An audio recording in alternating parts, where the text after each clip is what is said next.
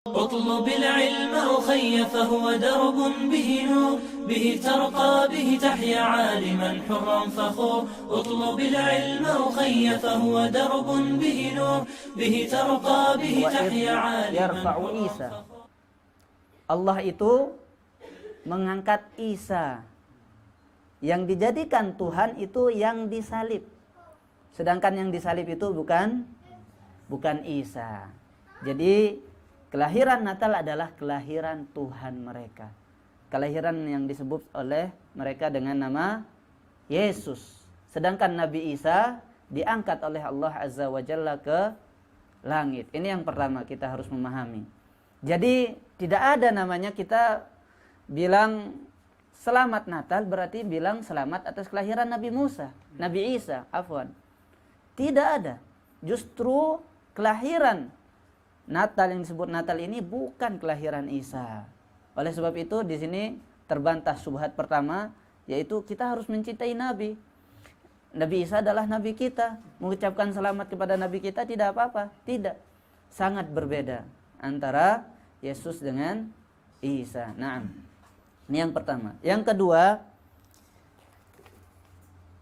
seorang syekh bernama Syekh Muhammad bin Shalih Al-Utsaimin ditanya, bagaimana hukum mengucapkan selamat Natal? Dalam bahasa Arab juga dikenal Christmas. Ini sebenarnya bahasa Inggris ya. Bahasa Inggris Christmas. Tetapi memang bahasa Arab tidak ada istilah itu. Natal jadi terjemah. Nah, lalu bagaimana kita hukumnya menghadiri acara ini? Selamat Natal. Bagaimana kita bersikap ketika kita diundang? Lalu bagaimana ketika orang Nasrani, orang kafir datang ke kita mengucapkan selamat Natal? Apakah kita akan balik bilang selamat Natal apa tidak? Dan selanjutnya, yang pertama, hukum mengucapkan selamat Natal ini kata beliau haram secara ittifaq, secara kesepakatan ulama. Tidak ada ulama yang mengatakan bolehnya mengucapkan selamat Natal. Sedangkan kata beliau, ucapan-ucapan selamat kepada orang kafir, dan itu menjadi khususiyah, menjadi ciri khas orang kafir, itu adalah haram dengan kesepakatan ulama. Ini yang pertama. Di antara ulama menjelaskan kenapa sih sampai haram begitu. Seperti kita dijelaskan tadi, yang pertama sebabnya adalah karena Isa memang perayaan ini adalah bukan perayaan Nabi kita, bukan kelahiran Nabi kita, tetapi kelahiran Tuhan mereka. Dan ketika kita mengatakan selamat Natal, itu seolah-olah kita sedang mengakui, menyetujui, menyenangi, dan bergembira bersama mereka Tuhan baru telah ada. Jadi seolah-olah kita sedang berbangga dengan kesyirikan. Ini sebuah kekufuran. Ketika kita tidak membenci kekufuran, tidak berbangga dengan keislaman kita, tauhid kita, justru bahkan membangga-banggakan kesyirikan, ini adalah sebuah kekufuran.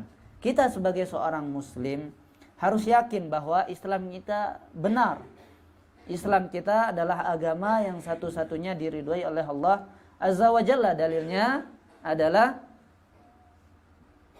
apa?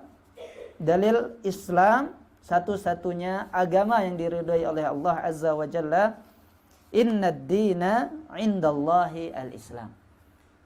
Islam adalah agama yang satu-satunya agama yang diridhoi oleh Allah Azza wa Jalla.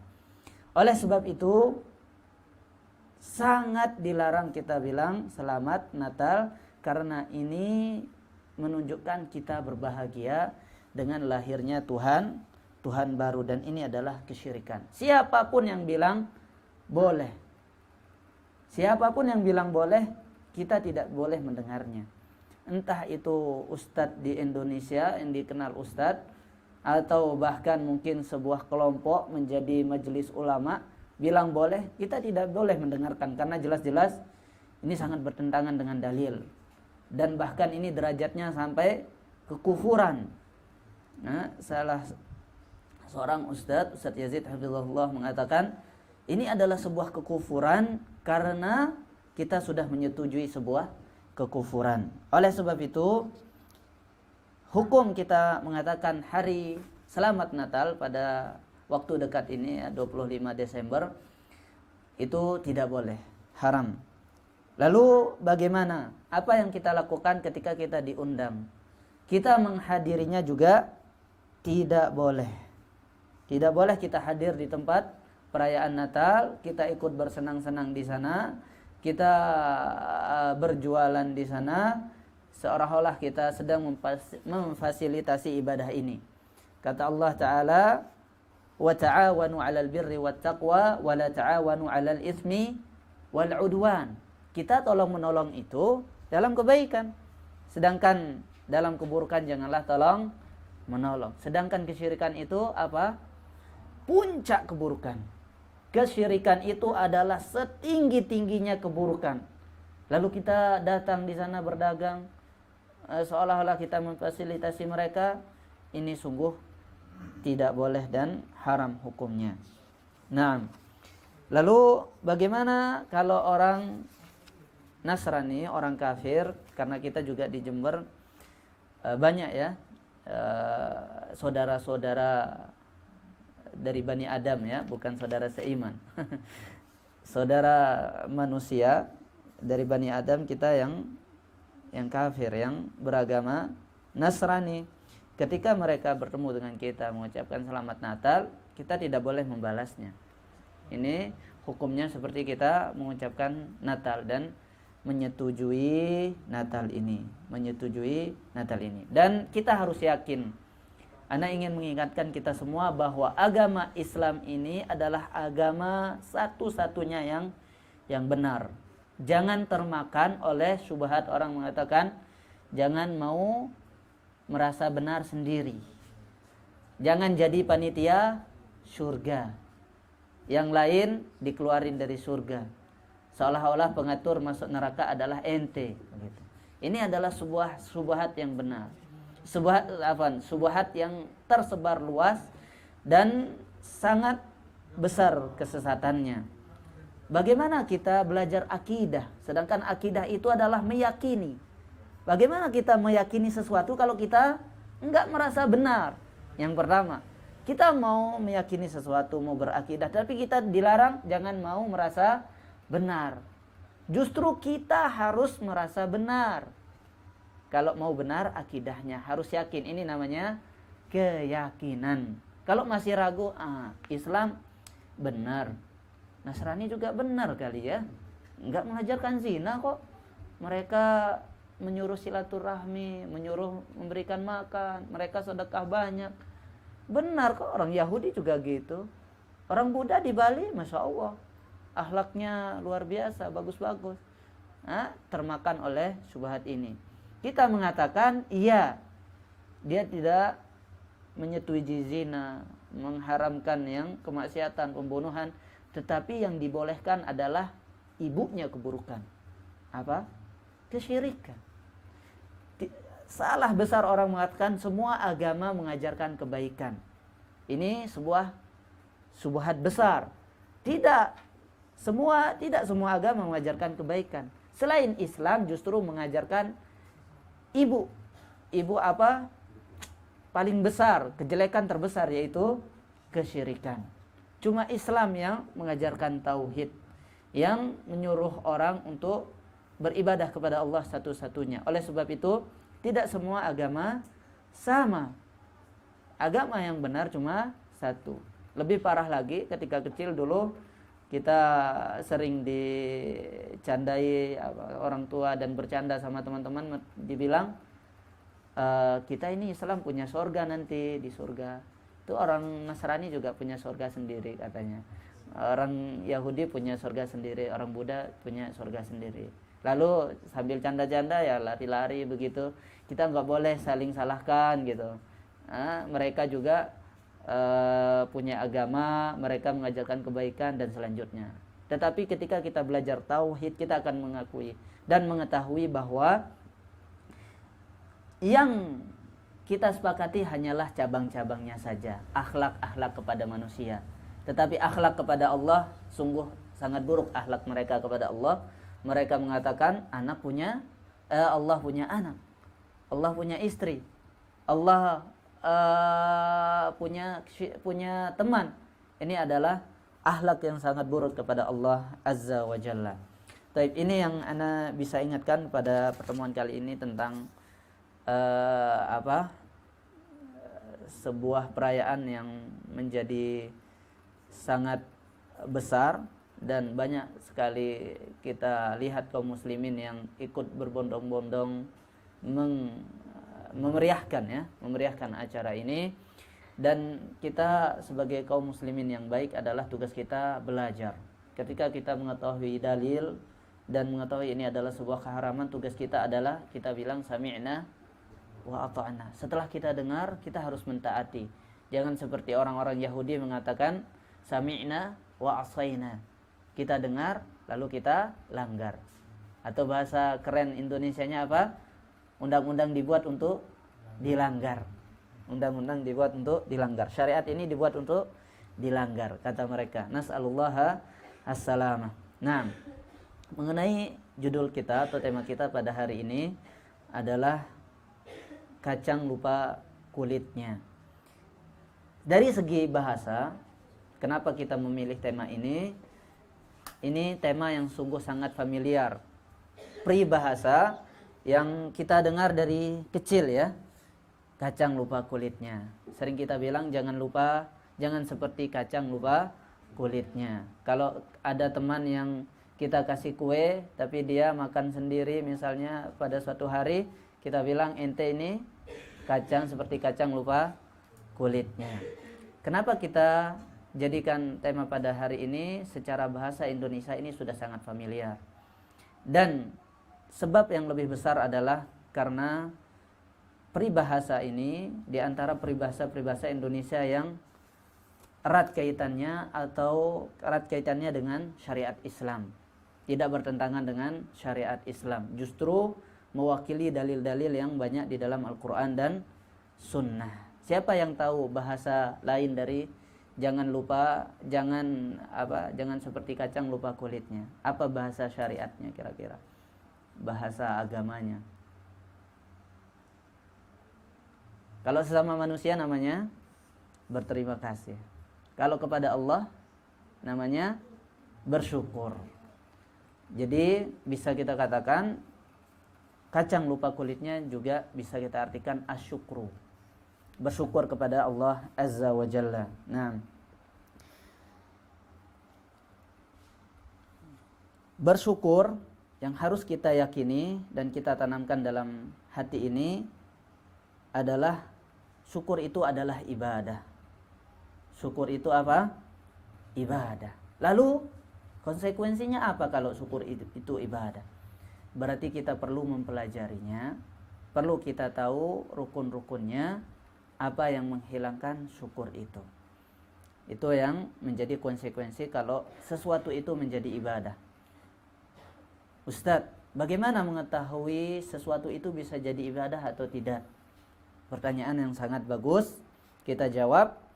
Caranya adalah yang pertama, ada perintah langsung dari Allah atau Rasulullah sallallahu alaihi wasallam. Kalau Allah di dalam Al-Qur'an atau Rasulullah di dalam hadis memerintahkan sesuatu, berarti yakinlah bahwa sesuatu itu adalah sebuah ibadah. Sebuah apa? Ibadah. Contohnya apa? Di dalam surat Al-Baqarah. Nah, ini bagusnya kalau kajian bawa mushaf ya, paling bagusnya.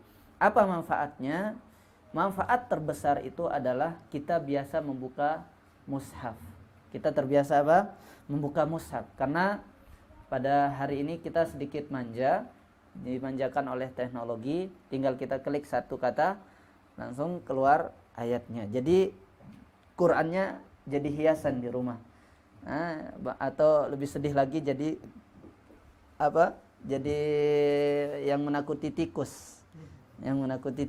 Jadi hiasan dan berdebu dan la haula wala quwwata illa billah. supaya kita terbiasa membuka Al-Quran. Kita di dalam kajian-kajian kita berusaha untuk membawa mushaf.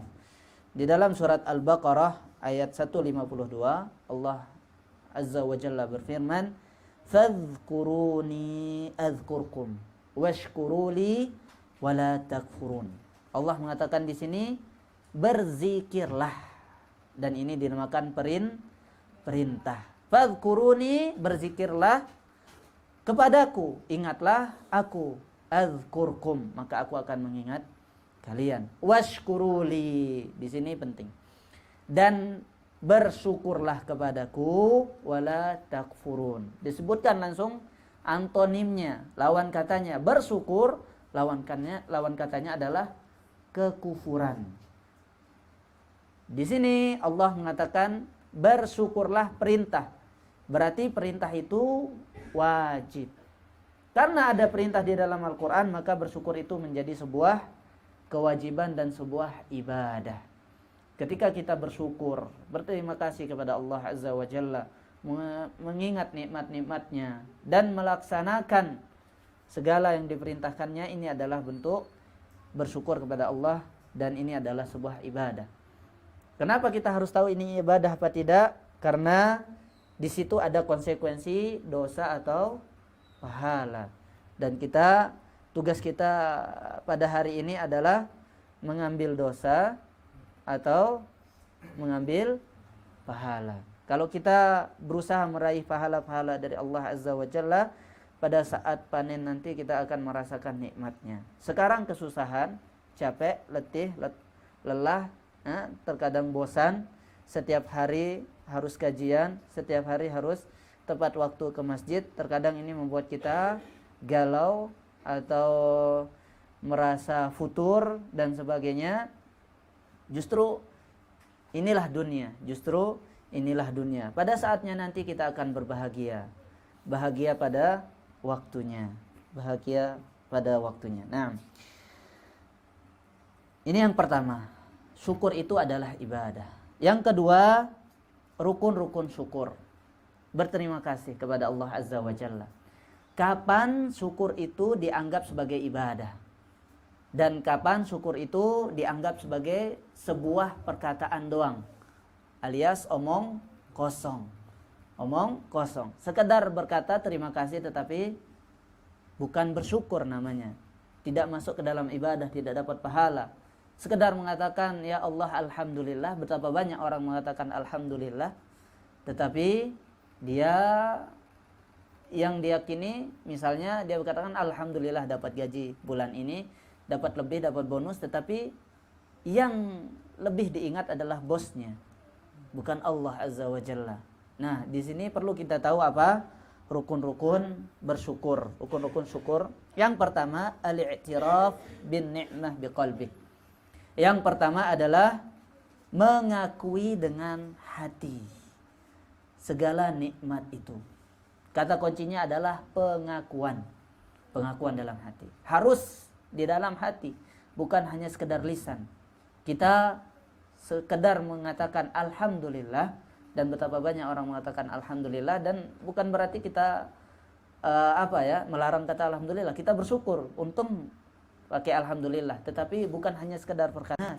Orang yang tidak bersyukur pada manusia seolah-olah tidak bersyukur kepada Allah. Kita berterima kasih kepada manusia, tetapi bukan menjadikan manusia itu di atas statusnya menjadi seorang hamba Allah, seolah-olah dia adalah seorang penyelamat, atau kita melupakan Allah di dalam penyelamatan ini, di dalam kondisi ini. Oleh sebab itu kita harus mengakui dalam hati ini adalah nikmat Allah. Yang pertama, pengakuan. Dan yang kedua, at-tahaddus, harus kita ucapkan. Tidak cukup hanya di hati. Syukur itu harus diucapkan. Kata Allah Azza wa Jalla, wa amma bi ni'mati rabbika fahaddits. Nikmat-nikmat Allah itu maka katakanlah, ucapkanlah, ceritakanlah. Ini nikmat-nikmat Allah. Kita harus ucapkan alhamdulillah terang-terangan. Alhamdulillah hari ini ada sarapan. Alhamdulillahilladzi at'amana hadza wa razaqanihi, misalnya doa kita selesai makan, bukan di awal makan ya. Alhamdulillahilladzi at'amani wa razaqani, ini di awal makan kebanyakan kita ucapkan. Di setelah makan, di awal makan kita mengatakan bismillah, bukan baca doanya. Setelah kita makan baru kita baca doa makan yang panjang tadi. Naam. Yang kedua adalah mengucapkan syukur itu, dan yang ketiga adalah menggunakannya di dalam kebaikan. Kita bersyukur kepada Allah dapat minuman. Tidak cukup kita bilang alhamdulillah dapat minum hari ini, lalu kita menggunakannya untuk mencuri misalnya. Alhamdulillah hari ini kita ada motor sudah beli yang baru, tapi digunakan untuk berjudi balap-balapan liar misalnya. Alhamdulillah kita dapat HP baru, Masya Allah, yang terbaru. Xiaomi berapa sudah Xiaomi? Samsung sudah yang keberapa? iPhone 10 sudah X11 ya. Lalu kita mengatakan alhamdulillah dapat iPhone terbaru, lalu digunakan untuk YouTube aja, digunakan untuk sekedar melihat sinetron misalnya di YouTube, potongan-potongan sinetron terbaru, atau kita sebagai laki-laki hampir-hampir kita selalu di hadapan layar kaca HP kita melihat siaran ulang, siaran langsung, sepak bola dan selanjutnya. Justru kita harus menggunakan HP ini di dalam kebaikan. Kita jadi mengetahui jadwal kajian, buka Instagram jadwal kajian, ada pengumuman HP, pengumuman kajian di WhatsApp misalnya. Kita berusaha untuk cuma memakainya di dalam ketaatan kepada Allah Azza wa Jalla. Baru namanya bersyukur pada Allah atas nikmat HP. Ini baru atas nikmat HP. Jangan kita bilang nikmat mata misalnya. Kita berterima kasih pada Allah telah memberikan kita nikmat mata, tetapi kita tidak pernah memakainya membaca Al-Quran. Kita tidak pernah memakainya untuk membaca kitab-kitab ilmu agama. Ini belum sampai derajat bersyukur. Oleh sebab itu, bersyukur tidak cukup belajarnya 1 jam, tetapi harian kita harus belajar. Ini seperti niat disebut sebagai amalan hati. Amalan hati itu berbolak-balik, selalu harus diperingatkan. Ana sangat sedih mendengarkan sebagian tulab, penuntut ilmu atau orang-orang umum, sebagian yang menuntut ilmu mengatakan akidah, tazkiyatun nafs itu kayaknya bukan amalan harian gitu. Semangatnya belajar fikih, semangatnya belajar muamalah kontemporer, riba dan selanjutnya. Bukan dilarang, tetapi kita harus mengetahui justru amalan hati ini yang lebih penting. Kita sangat luar biasa, Masya Allah, belajar tata cara sholat Nabi, tetapi kita lupa belajar ikhlas. Dulu ketika kita belum mengenal sunnah, kita selalu belajar ikhlas, belajar amalan hati. Kan sebagian kita seperti itu kajiannya, amalan hati dan amalan hati. Masya Allah, kita selalu berusaha ikhlas dalam ibadah, padahal ibadah itu kita tidak benar, cara sholatnya tidak benar. Setelah mengenal sunnah, seolah-olah berubah haluan. Kita jadi yang terpenting itu adalah zahirnya, apa yang kelihatan, jubahnya sudah sampai mana, jenggotnya seberapa panjang, cingkrangnya seberapa atas, dan selanjutnya. Cuma memperhatikan zahir. Ketika kita sholat, kita membaguskan cara sholatnya, seolah-olah kita lupa. Di sana ada khusyuk yang lebih penting daripada cara takbir yang sempurna. Kita mendukung, justru mengharuskan kita belajar sholat. Tetapi ada yang lebih penting apa? Ikhlas, khusyuk, amalan hati itu.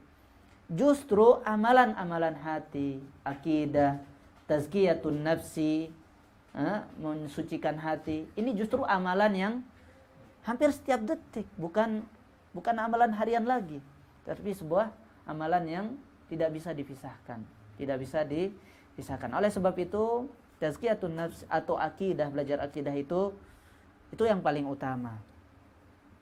Selanjutnya kita berikan waktu kita untuk belajar fikih dan yang lainnya. Tetapi jangan sampai kita belajar fikih dan tidak ada belajar akidahnya, atau senangnya cuma tematik saja, selalu ingin tematik. Yang penting akibatnya apa? Seolah-olah kajian itu menjadi sebuah tempat hiburan. Sudah bosan di rumah masak terus bagi ibu-ibu. Temboknya yang ini aja dilihat gitu kan, tidak pernah keluar rumah. Kesempatan ada kajian, ngajak suami ke pergi kajian supaya merubah suasana. Ini, tetapi dia pilih apa? Kajian yang benar-benar ustadznya bisa menghibur lah, yang ada ketawa-ketawanya, atau mungkin bahkan tidak ada ilmunya tapi ketawa terus misalnya, kocak misalnya, seperti itu. Ini justru harus mempertanyakan dirinya, belum perlu melihat hati ini apakah benar menuntut ilmu untuk mencari ilmu atau sekedar hiburan. Seolah-olah kajian-kajian sekarang menjadi entertainment, sebuah hiburan semata. Siapa yang bisa menghibur, itu yang terangkat di media. Yang tidak bisa menghibur, tenggelam. Tenggelam. Dan ini tentunya sudah terlihat di kajian kita, kajian-kajian sunnah, dan semoga kita kembali lagi belajar agama, untuk memahami suatu masalah akidah atau fikih, bukan hanya sekedar hiburan. Nah, itu adalah 3 rukun dari bersyukur kepada Allah Azza wa Jalla. Kita harus mengakui pengakuan. Tidak cukup hanya lisan, tetapi lisan juga harus diucapkan. Dan yang paling penting adalah menggunakannya dalam ketaatan kepada Allah. Pada zaman ini, ana sangat mengingat sekali zaman-zaman ana masih sebelum kuliah, HP masih Nokia, ya. Kita zaman-zaman menuntut ilmu benar-benar Masya Allah, bisa fokus dan terus-menerus hafal Qur'annya, hafal hadisnya, bisa fokus di kajian. Karena HP-nya ya cuma bisa telepon dan SMS, itu pun mahal gitu. Jarang bisa tolib beli pulsa untuk telepon dan SMS. Nah, sekarang internet sudah sangat murah dan kuota sudah banjir lah istilahnya. Bahkan banyak yang sayang kuotanya nggak habis. Justru karena kuotanya terlalu banyak, 30 giga, waktunya tinggal seminggu, berusaha untuk menghabiskan. Jadinya apa? Pengen habisin kuota, ternyata habis waktunya dia juga. Cara yang terbesar untuk menghabiskan kuota, ini curhat dari teman-teman Edat ya, menonton YouTube. Ustadz, gimana sih caranya supaya nggak merasa sayang dengan kuotanya gitu kan? Harus belajar nih Ustadz murojaah, tetapi sayang kuotanya nggak habis katanya. Ya Allah musta'an, korbankan kuota dan belajar gitu. Jangan mengorbankan belajar untuk dapat kuota tersebut, Nah, dan rasa bersyukur itu adalah, ini yang pertama, sifat Allah. Sifat Allah Azza wa Jalla. Allah Ta'ala berfirman, setelah kita menyebutkan apa sih itu syukur, yang kedua rukun-rukunnya. Kalau berbicara rukun-rukunnya berarti tidak boleh harus sempurna 3, pengakuan, pengucapan, dan pengamalan. Dan yang ketiga, supaya kita termotivasi, ini adalah sifat Allah. Allah Ta'ala berfirman, innallaha ghafurun syakur. Dan betapa banyaknya di Al-Quran disebutkan Allah itu syakur. Sesungguhnya Allah itu ghafurun, maha pengampun dan maha mensyukuri. Jangan kita pahami syukur ini pakai bahasa Indonesia. Kalau kita pahami seperti itu, kan ini terima kasih. Syukur itu berarti terima kasih. Terima kasih itu setelah ada jasa. Berarti sifat Allah itu berterima kasih, berarti butuh jasa. Bukan seperti itu. Dalam bahasa Arab beda terima kasih Indonesia dengan bahasa Arab. Dalam bahasa Arab bersyukur itu lebih luas daripada terima kasih. Bersyukur itu walaupun kita tidak butuh, kita kasih hadiah. Seorang bos misalnya nggak butuh kepada bantuan misalnya diambilin sendal atau diberikan air minum, sebenarnya tidak butuh, Tetapi karena ini di luar tugasnya, bosnya kasih 100.000 misalnya. Nah, itu karena tidak butuh, dikasihlah. Dan begitu Allah Azza wa Jalla, walillahil masalul a'la. Allah Azza wa Jalla ghaniyun 'anil alamin. Allah tidak butuh segala makhluknya. Semua makhluk Allah tidak butuh. Tetapi Allah itu mensyukuri, memberikan hadiah, membuat pahala, menjadikan pahala bagi orang yang berbuat baik. Bukan berarti Allah itu butuh jasa. Ini yang perlu kita pahami. Karena kesesatan yang kali ini, Allah musta'an, karena ada media ini, jadi kesesatan itu sangat cepat juga tersebarnya, sangat luas juga. Di antaranya adalah memahami agama dengan modal terjemah. Dengan modal terjemah. Paling jeleknya yang pernah Anda dengar, paling buruknya mereka mengatakan niat itu, melapaskan niat itu sunnah. Ada hadisnya. Bilang apa? Usolli salat az-zuhri misalnya, itu sunnah. Mereka mengatakan ada hadisnya. Apa hadisnya? Sallu kama ra'aitumuni usolli. Salatlah seperti aku salat. Loh, kok bisa? Dia bilang sallu kama ra'aitu muni usolli. Kan ada muninya di situ. Bahasa Jawa muni apa? Melapaskan bunyinya. Berarti harus usolli. Ini kan bahasa Arab, shallaitu muni, bukan muni. Muni juga dalam bahasa Lombok, Sasak, artinya mengucapkan, sama. Nah, ada persamaan bahasa Lombok dengan bahasa Jawa, bahasa Madura. Muni mengucapkan. Jadi dia mengatakan berarti melapaskan.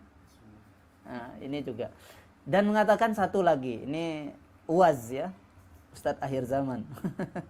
Mengatakan Indonesia ini adalah pusat kebangkitan Islam.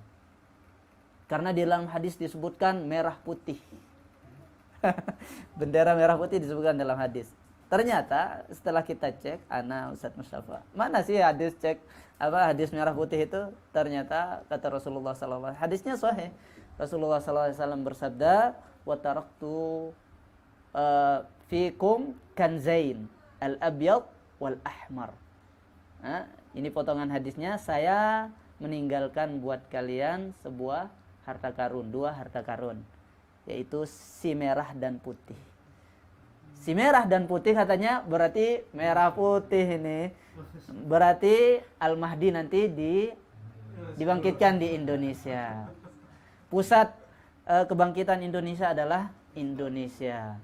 Pusat kebangkitan Islam adalah di Indonesia, bukan Saudi. Justru mereka sangat menjatuhkan Saudi. Mereka mengatakan Raja Salman dan selanjutnya mereka keturunan Yahudi dan lah macam lah subhatnya. Justru Indonesia, berbanggalah wahai pemuda Indonesia dan bersiaplah, kita akan menjadi pusat kebangkitan Islam dan Mahdi dekat waktunya. Kita semua pasti akan menemukan Dajjal. Insyaallah 2020 akan keluar si Mahdi dan Dajjal juga akan keluar katanya. La haula wala quwata illa billah. Ini ustadz, berlaber ustadz tapi hakikatnya adalah dukun.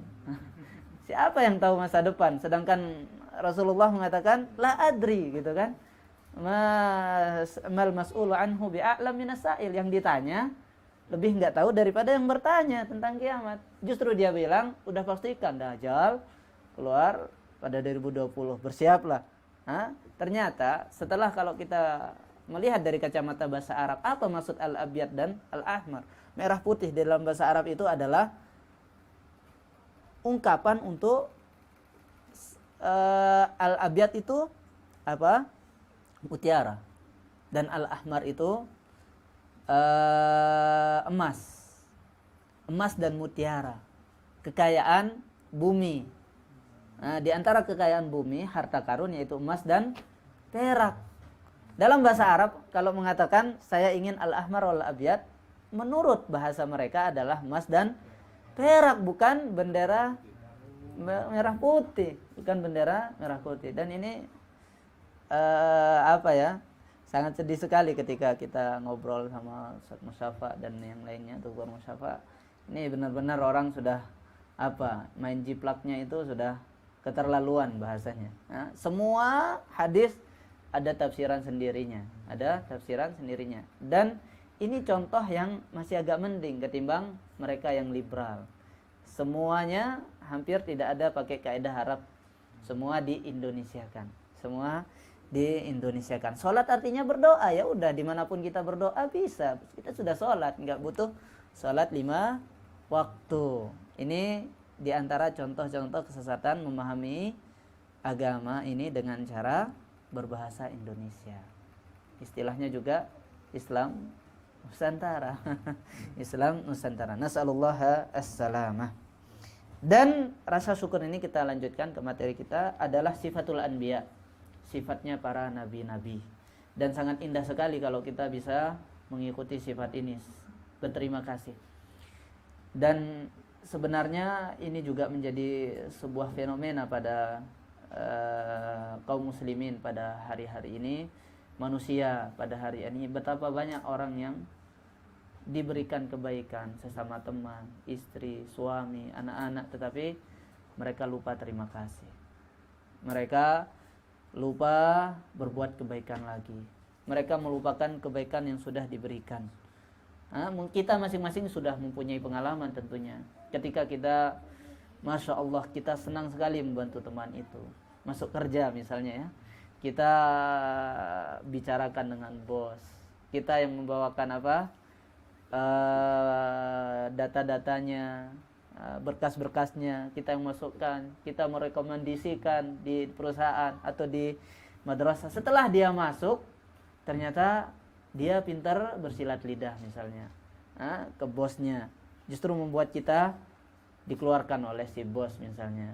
Seperti itu, justru menjatuhkan kita, justru tidak senang kepada kita. Atau bahkan ketika dia masuk sudah jadi kerja, dia berubah 360 derajat. Awalnya pas masih baru masuk kerja, Masya Allah, pas masih baru melamar, baiknya luar biasa, senyumnya, kata-katanya. Setelah masuk kerja, cuek sama kita. Betapa banyak yang seperti itu. Oleh sebab itu, perlu sekali kita bersifat seperti sifatnya para nabi, yaitu bersyukur kepada Allah dan berterima kasih kepada makhluk-makhluk Allah Azza wa Jalla. Di antaranya adalah Nabi siapa? Nabi Nuh.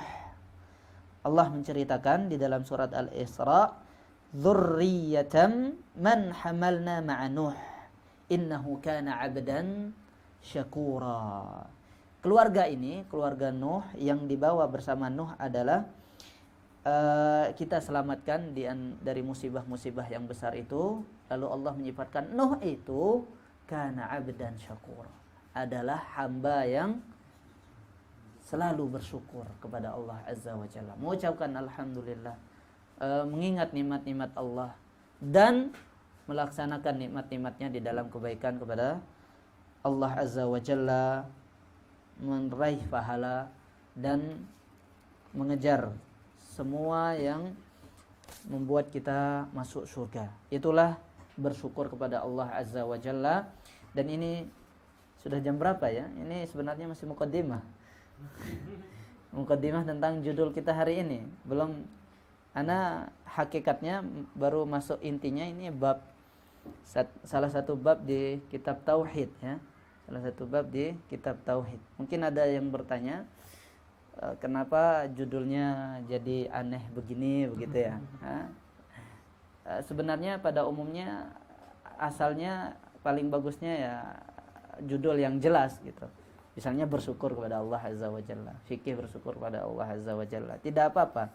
Namun ketika kita menjadikan judul menjadi sebuah pertanyaan atau itu tidak apa-apa, tetapi memang benar-benar kaitannya. Ada judulnya tetapi tidak ada kaitannya dengan temanya, ini menjadi pertanyaan. Dan kacang lupa kulitnya itu adalah sangat erat kaitannya dengan bersyukur kepada Allah Azza wa Jalla. Kita sepakat bahwa orang tidak tahu terima kasih itu orang yang sangat tidak ada akhlaknya gitu. Orang yang tidak bisa dibaiki lagi. Kalau kita tahu ada orang yang nggak tahu terima kasih, justru malah menjelekkan kita. Kita udah kasih rumah, kasih apa, lalu ngomongin kita misalnya, tuduh-tuduh kita di sana sini, itu sudah kita tidak bisa anggap. Lalu bagaimana ketika kita Allah telah memberikan kita rizki, Allah memberikan makan kita, Allah sudah memberikan semua hajat kehidupan kita, lalu kita pergi ke laut menyerahkan sesajen ke Nyai Roro Kidul. Ini adalah tauhid rububiyah. Tauhid rububiyah. Nah, biasanya sampai jam berapa Pak Adit? Ini 4:30 ya. Nah, biasanya sampai jam 5. Nanti kita sisakan 15 menit tanya jawab kalau ada yang ini. Nah, kita masuk ke materi inti. Ya semuanya inti lah. Semuanya inti dari tadi insyaallah. Nah, di dalam kitab Tauhid yang ditulis oleh Syekh Muhammad bin Abdul Wahhab dan disyarah oleh Syekh Muhammad bin Shalih Al-Utsaimin, menyebutkan suatu bab yang sangat agung sekali. Kata beliau, babu qaulullahi ta'ala ya'rifuna ni'matallahi thumma yunkirunaha wa aktsaruhum kafirun.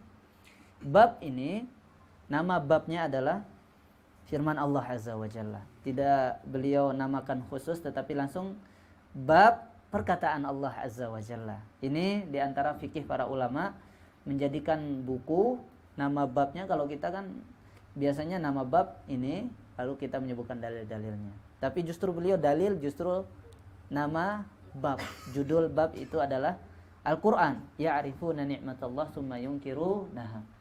Artinya apa?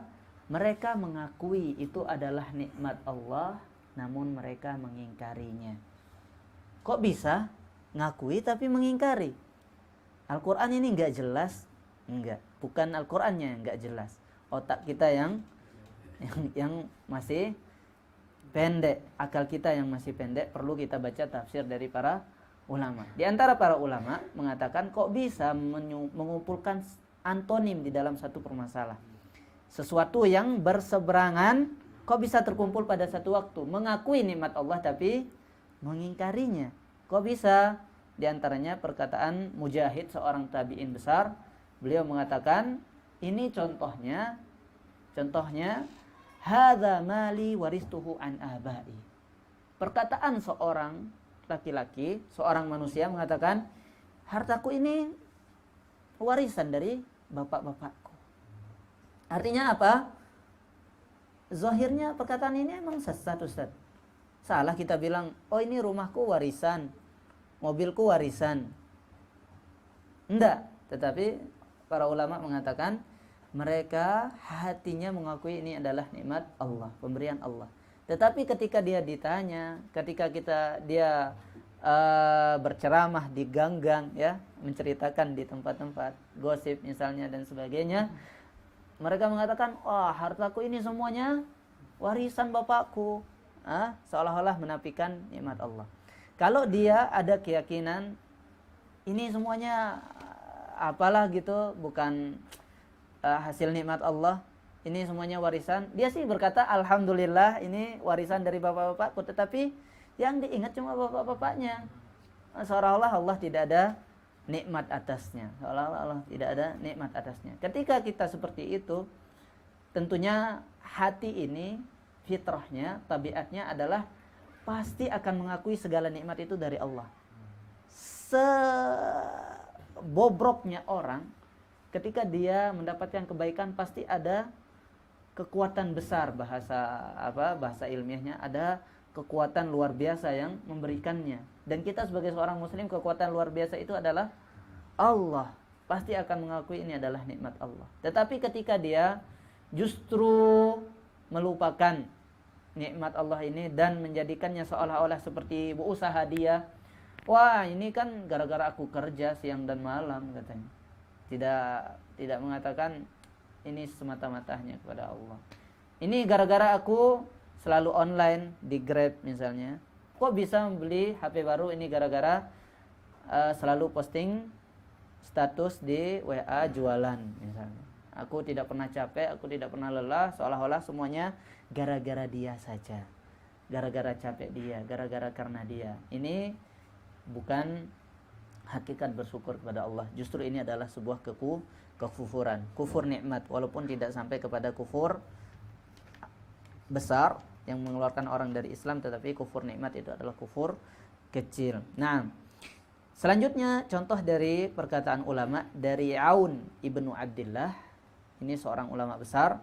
Dia mengatakan, kalau ada seorang mengatakan, kalau bukan karena dia, tidak mungkin seperti ini. Contohnya, kita pulang-pulang, masya Allah, melihat berantakan ini semua, rumah kita berantakan. Kita misalnya nginep di luar, rumah berantakan keluar, tapi ternyata malingnya tidak bisa keluar, misalnya terkunci di dalam, ya. Masya Allah, kalau bukan karena alat canggih ini, malingnya pasti lolos. Seolah-olah tidak ada, bukan karena Allah Azza wa Jalla. Atau mengatakan, misalnya, oh ini gara-gara anjing ini, kalau bukan karena anjing pasti kemalingan. Untung ada anjing ini.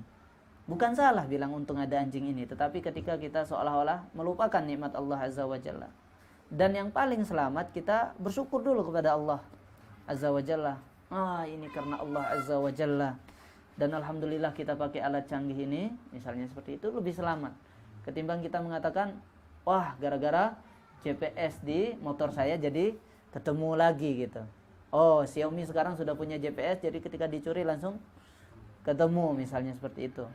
Ketika kita menjadikan hati kita seperti itu, ini adalah hakikat ingkar kepada Allah.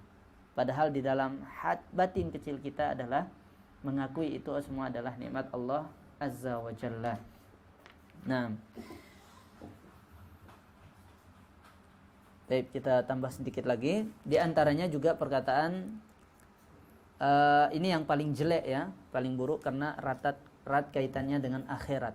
Perkataan Ibnu Qutaibah, ada orang mengatakan ini semua dengan syafaat alihatina.